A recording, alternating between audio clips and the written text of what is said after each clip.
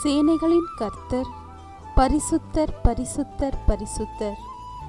இன்றைய நாளுக்கான வேத வசனம்.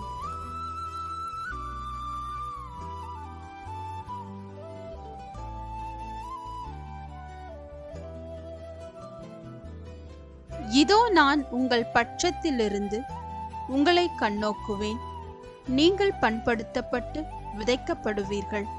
எசேக்கியேல் 36 அதிகாரம் 9